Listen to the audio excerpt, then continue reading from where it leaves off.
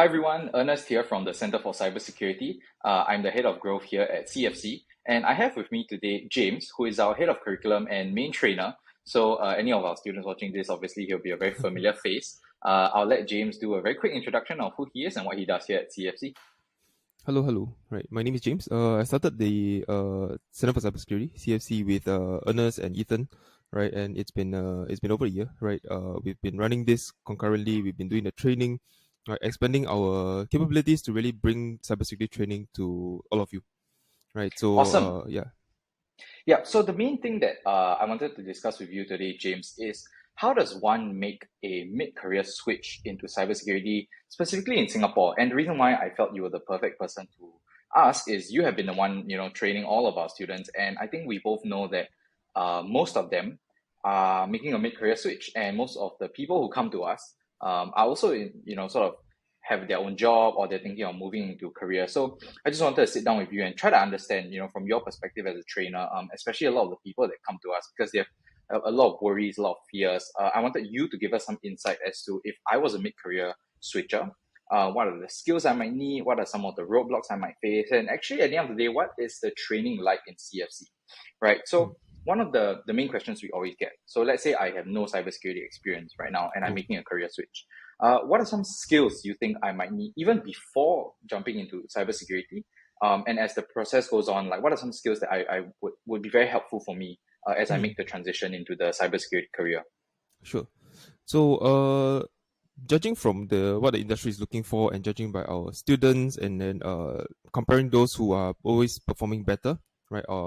There's this thing called the passion, right? An overly used word, passion. But the thing is, behind this passion, right, lies in the ability to look for answers. Right.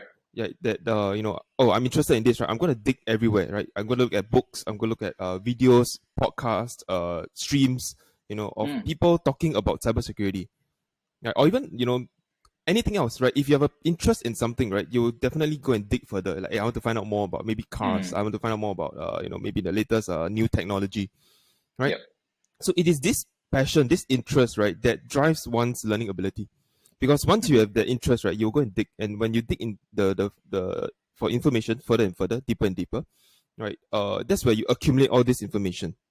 And people think that I only want to learn what is relevant in the industry or Right. Okay. in the career, right? But cybersecurity, the thing about cybersecurity is that because it's so widely encompassing, right, from networks to the device itself, right? Like, why is it that up to today, cybersecurity is still ongoing? Is because even though the industry have constantly improved on the operating systems, the softwares, right? Each of these have their own, builds and functions, right? That we need to constantly learn and update ourselves. Yeah. And if you have interest in this area, that's why you go and keep digging and keep improving, right? And then you will learn, all this information, right? Is that you keep compiling them. Yep. Yeah, and that's what makes one, this one of the things that I notice is really, really, really important for at least one of the skills that one needs to have on a softer side. So in that sense, would the skill be the ability to be resourceful? Go out and research and find things yourself. Yeah, resourceful. It's kind of like a self-starter kind of thing, right? Okay, I'm interested in this. I'm going to find out. I'm going to test. Great. Yeah. Yeah. Because the technical skills will be taught, right? You can learn the technical skills. It's this resourcefulness and this drive that forms the bedrock for your transition into the cybersecurity career. Correct. Okay, so I guess with that being said, there's a lot to read, there's a lot to learn. As a mid-career individual, right, I have a need to go into the career as quickly as possible because, salary and I have bills and everything.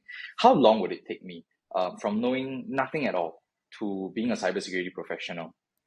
Okay, so there's a rough timeline, right? For us, I'll start with us first because it's easier to reference, right? There's a reason why our course puts it about 6 months part time, right? Because we've surveyed the market, we've talked to the people there, hiring managers, the companies, right? What kind of skills they're looking for, right? And here we are referring to people with absolutely no IT background, no tech knowledge, right? We build them up in about 6 months, part time, right? That means on and off, you have some hours to spare a day or a few hours a week, right, to really go and learn a skill, right, to go and read up further. Roughly is about 6 months. But if you're talking about like okay, I want to dive full on in, right? Mm. Yeah, about 3 to 4 months full time. Like let's say you really dedicate 12 hours a day, 8 hours a day, right? You really go and Yep. learn. Yeah. So about 3 to 4 months, you should be having enough technical knowledge and skills, right, to be able to get an entry level role into cybersecurity. Okay, and when you say part-time for Mm. CFC here, just to clarify, so we do 3 classes a week, 4 hours each, Yeah. right? So that's a total of 12 sort of actual class hours. Correct. Outside of that, like the students that we have, how Mm. much more time do they have to put in outside of the 12 hours? Because we're talking about part-time in a week. Correct. Yeah, so on average, how many hours would you say a week would be sufficient over the span of 6 months? Okay, so including, because for us we do have practice questions, we do have things Mm, for them to go and try, right? So on average, maybe I'll put in about additional 6 hours outside of six the class, hours. six to Okay. 6 to 8 lah, or maybe about 20 hours a week. Okay, fair enough. Yeah. 20 hours a week. Okay, Mm. so this, moving on to the next question, right? This 20 hours a week, and again, going back to the fact that almost all of our students have day jobs, or, Yes. are working part-time. How have you seen the students able to cope? What advice would you give if okay, I have a full-time job and in the Mm. evenings I have classes. On top of that, I need to do practice labs and read out on my own. What advice would you give to individuals who are looking to make a mid-career switch in order to cope with this whole process, this transition? Yeah. There are two kinds of students we have faced lah. I'll put them largely two broad categories, right? Mm, One, it's their job is slightly simpler, right? okay. So they can devote more time and energy onto the learning itself. Mm, So mm, whenever like let's say they are doing some sort of office work or desk bound work, right? Yeah. So on and off, you have a bit of spare time, okay. right? Yeah. And then after class, you are usually less tired compared to those who are doing let's say more physical work, Mm, right? So then they are able to dedicate a bit more time to go and read up and then do the labs and then to try out on their own. yeah. Yeah. Right. So that's for that group of people. There's the other group where their work are a little bit more laborious, right? They need to Mm. a bit more physically demanding. So by the time they reach home, they're a bit more tired out. Yeah. Yeah. So Which then which sort of reminds me of a student we have, right, who is a hawker by day, correct, six correct, days a week with the correct. preparation. But going back to what you said before about the drive and the passion, and what Yes. I heard from you is he's one of the better ones in the Exactly. class actually. So he's working as a hawker, standing on his feet, Correct. the whole day. But at night he's able to focus and sort of Yep. really dedicate himself. Correct, because Nice. that energizes him. When he goes back, he's like, okay, like this Mm, computer, this the Linux, the commands, everything, it speaks to him. It's like, okay, I yeah. can understand what is going on. I know that by learning this, I have a future, a different Mm, future. Instead of being hawker. Not that hawker is bad. It's just that he mm, likes computers more. And then mm. he's like, okay, this thing excites him. He can hack into things. And then that's why after work, right, he's usually more energized. And then we do talk sometimes up to like 12 a.m. at night. Wow. Yeah, Okay. yeah, Nice. yeah. Like Nice. he'll ask me questions. Hey, I just realized, hey, I thought I finished all the labs already. I checked the progress. Hey, why is it that we just spoke yesterday? And then he's Mm, like, mm, oh, why is it that there are questions? Did I forget or did I miss out? And then I told him, no, we just update the things more regularly, right? And then mm. there are new questions added for you all to Okay. try later on. Yeah. Then he was like, Okay. oh, okay, cool. But it was like 11:45 p.m., almost 12 a.m. that kind of timing, and he's looking at Wow. it, right? Nice. So yeah, so that's the thing, right? That despite the different kind of job scope that the students have, Yeah. right? Right. When they are back at home, when they are seeing cybersecurity again, when they look at the computers, their virtual machines, right? Are they driven to go, hey, sure, I don't mind, sacrificing maybe half an hour to 1 hour sleep, right? Let me go and Mm. try something that maybe I didn't understand. Let me go and just read up a bit, watch a 30 minutes YouTube video. Right. Yeah. That's awesome. So one of the more difficult questions, right? So we've heard a lot about how these our students are very driven. We give them Mm. the support. One question which we do get, and fair enough, is really meh. Like doing a 6 months part time. I self study. I work with you, James. Like the really meh comes in at the point where they're trying to get a job. Yeah. Really? Yeah. Like, you sure?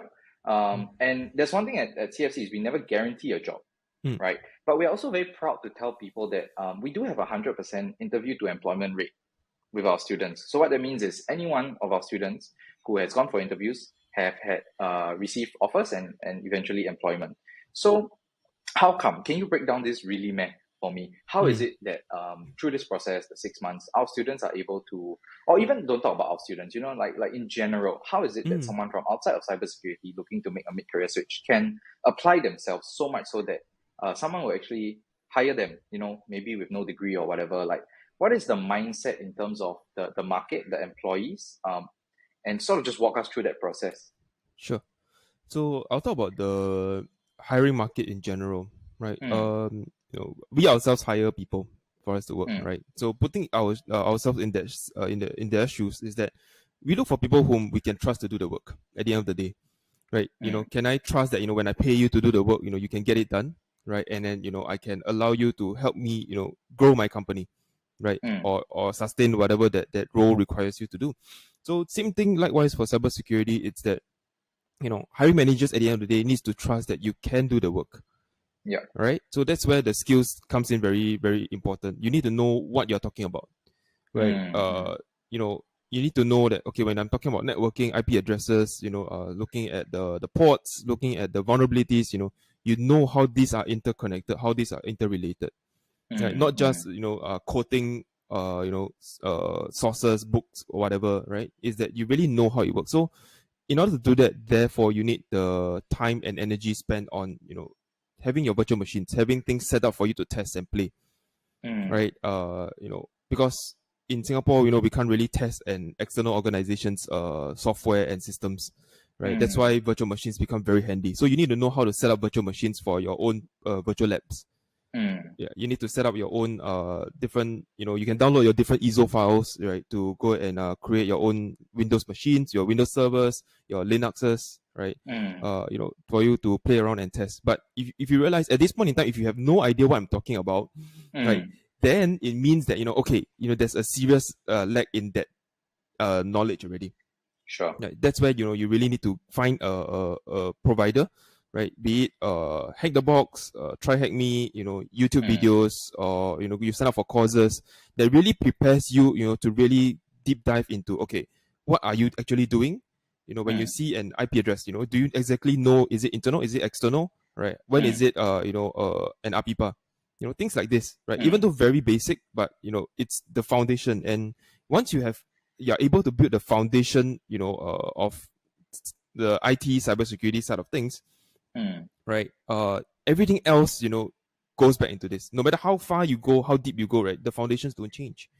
The key concepts don't change, which is what I always tell my students, right? It doesn't matter, like 6 months down the road, after you finish the course, you still have to keep coming back and revisit your foundations. Yeah. So back to that question, right? Really can really hone in on your fundamentals. Hone in on the fundamentals, like cybersecurity, let's say for SOC, right? For SOC, for people who are interested in SOC, is a more entry level kind of role, the tier 1 people, right? At the end of the day, they require you to monitor.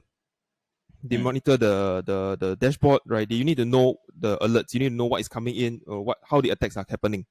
Right. From here, then you do a reverse engineer and go, okay, how can I have a dashboard? Okay, in order to have a dashboard, I need to know how to set up the system. In order to monitor, I need to go back one step, right? Okay, what is an attack? How is an attack happening?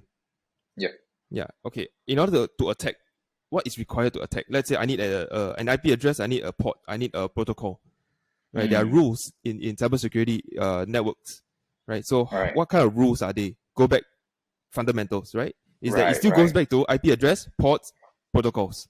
Okay, so the fundamentals are really the core of it, right? So the market and employers understand that once you have a good grasp on that, it's how you build on top.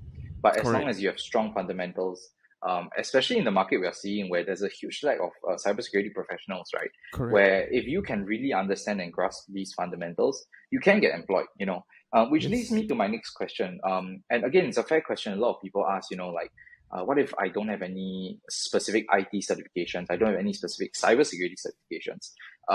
Which is one thing we tell a lot of people as well. We don't immediately ask you to go and get ABC certifications. Can you walk me through why that's the case? Why is it that I can still get a job without a cybersecurity certification? And yeah, just walk me through that process. How come? Okay, so why is it that people or companies require certifications as a gateway, right, to filter out people? The reason is because in the past they probably did not have that, Okay. and then they have people coming in and then claiming that they know this stuff again, right? They don't have the fundamental knowledge, they don't know what they're doing, they don't know what they're talking about, and when they're on the job, right, it screws over the companies, right? Right. So in order to, in a bid to prevent that from happening, therefore they go by the we would require you to have some sort of certification. Why? Because these certification bodies, right, certifies people based on the amount of experience they have. Because in the past, it's always work first, right? You work already, you gather the knowledge, you go for a course, that solidifies certain concepts and understanding and Yeah. skills, and then they test you at the end of it to certify that, oh, okay, you do have that skill, right? So that's why nowadays we do see a lot more like requests for certificates that okay, in order to get a job. But for us is that because we train our students in a way that like I mentioned earlier, right, that they have the foundations, they understand the logics, the concepts, The like when they see foundation, an right? correct, again going back to that, right, when that happens, we get them to set up systems, right, and then we get them to test the system to break into it, right, and then to monitor and see, okay, this is actually what's happening, right? Okay. Okay, when I look at, let's say, logs, like logs are like records of entries or events that's happening in the system, then they Okay. can correlate back to oh, okay, this is actually what's happening, right? Maybe an attack happened over here. Yeah, so this whole fundamentals plus the logic and understanding of the concept, the thought process that we train our students in, right, it's what gets them through the interviews, because these are things that you cannot put on paper. Understand. Yeah. Okay, so everything that you've just mentioned sounds very technical. Sounds, to be honest, from a non-cybersecurity point of view, might sound a bit intimidating. Correct. So let's say again, if I'm a mid-career switcher, I don't have any IT or cybersecurity background. Yep. This all seems a bit intimidating, right? And I come to you, James, as the person who's gonna train me, and I tell you, I'm a bit worried, I'm a bit scared, right? And it's fair enough because this is really your career on the line, it's your life on the line. I'm Definitely. putting my future into your hands, right, James? Yep. So I'm scared. What would you tell me? How would you walk me through the way I should think about making this career switch, or even if I should make this career switch? Correct. Mm, I'm not sure if this helps. It's that I did not come from an IT or technical background myself. I got in touch with cybersecurity about a year in, just when I started this company, right? So if you hear what I'm speaking about, and then if you think that if you feel that I do have some sort of a technical knowledge right over there, this is my evidence to you that this is what happens to me 1 year in, right? Because I went through the training that y'all will be taking, right? And we were trained in those areas. That's one, right? Number two, it's this, right? Most, if not all, our students, sure, they may have read up about some IT stuff, some cybersecurity knowledge. We have students from IT background, right? But when they come in, right, we treat them as equal. We teach them from ground up, re-emphasizing the fact that there are fundamentals that they need to learn, right? How computers read in binaries, how IP addresses identifies a computer on the network, right? So we take everyone, I wouldn't say handhold, but more like we guide them through, right? From day one, right? Anyone, whether you have knowledge or not, we take them through this journey, right? We equip you with the skills and the knowledge, step by step, bit by bit, in a way that you can understand and you can grapple with and you can apply immediately, right? I think that's the key difference here. Is that when you learn already, right? It's not just okay, I think I learned. It's when we get you to practice, we get you to apply it onto something that it's even though it's simulated, but it's very close to the real world already, right? And then we give you an assessment at the end of it, right, to really solidify that okay, I really do know what I'm doing. Yeah. So it's this compilation of bit by bit, right, from day one, right, until at the end of 6 months, where our students look back and go, oh my god, when I first came in, I didn't even know, any single thing. Right now, I'm Mm. able to talk about what happens on the SOC, right? How I set up the traffic. I know how to pen test the systems, Mm. right? And then we have students from IT background and telling us that, oh my god, right? I never knew this thing that I'm supposed to be. It's supposed to be my, my job. I'm Yeah. supposed to know this, but I didn't even know until I came for the course. Nice. Yeah. So like these are the testimonials of our students, going through Mm. the course, for 6 months. Awesome. Yeah. One last question. Yeah. Very random. Sure. I heard you are quite strict Yes. and quite fierce. Okay, I Yeah. won't use the word fierce, but Yeah. I heard from our students that you Yes. can be quite, stern Correct. during the courses. Correct. Is that true? And why? Uh. Okay. Uh. I will admit that I am right. Mm. I'm not here to The thing here is this, right? You pay me to teach you, right? And I want to make sure that at the end of this 6 months, this journey, right? Uh, you really do have the knowledge and skills, to get a job, Mm. right? And I will repeat a lot, right? I think all my students will know that I repeat like many times as long as it gets you to sink into your head. When you try to practice, when you try to understand, when you try to I'll give examples to correlate into your own learning, Mm. right, or your own understanding, right, in from your background. For example, I do use examples of like students from cooking, Mm. right. I'll correlate in those examples to make you understand it a bit better. But when we are all putting in effort, and if you don't, Mm. right, I think that's when I need to be a bit stricter and go like, okay, there are some things that you really need to do. There are some things that Mm. you cannot afford to mess up. Yep. Yeah, Yep. like for example, like if you at the end of, like, let's say a few months, and you still have not put in the effort to understand the fundamentals, the concepts. Mm. Yeah, that's when I will double down on it, lah, and go like, okay, what are you doing? Why aren't you doing this? Mm. Right. Mm. And usually, right, that's when the personal issues will come up. Mm. For example, right, I think we didn't quite touch on this earlier, is that learning itself, cybersecurity can be a very daunting uh journey, Mm. right? Because you're putting your career, everything on the line. Yep. And by going through this process, right, you know, all your anxieties may come up. Mm. Yeah, right. And that's when that is usually what is stopping the students from learning, actually. Yeah, because there's so much at stake. Correct. And then they're Mm. worried, what if I fail? What if I fail? Right? Or Mm. what if I don't do well? And chances are Mm. students who think like this are usually the ones who don't perform, Mm. because they spend more than half their time, working on it. Like thinking about, okay, what if I fail? What if I fail? Not looking at, okay, what am I not doing right at this moment? How can I, seek help and adjust? Yep. Yeah. Okay, thanks for the answer. I think at the end of the day, what I got from that is your fears because you care, right? And we all care. Yeah. I And mean, if yeah. they're putting their careers and their lives on the line in our hands, then Mm. we have to, give them the same tenacity Correct. And I that they think at the expect. end of the day, yeah, at the end of the day, to me, it's this is my business, right? Mm. This is my baby, right? And all of all the students coming through to us, our babies, our children, right? Or Yeah, our students, yeah. So, I want the best for them. Right? I really want to make sure that they go through this, they really have a skill that they can get into a job and change their career, right? Mm. So I would want them to take this more seriously, like, for those who are thinking that we are a silver bullet, that Yep. oh, by going through this course, I don't have to put in additional effort, I'm able to get a job easily. Yeah, so I don't want them to go away thinking that that is the thing, like, without putting in effort. Great. I think those are really good last words to end off this video Yeah. because I think we make that very clear. There's no silver bullet. It's all about the Yes. passion. It's how much you want to put in, and we will give the same amount of effort, to Correct. push you. Yeah. Yep. So James, thank you so much for the time. Thank you everyone for watching. If you want to find out more, please head on over to our website at www.centerforcybersecurity.com. Feel free to email us, reach out to us on WhatsApp, or even on our social media channels. Thank you.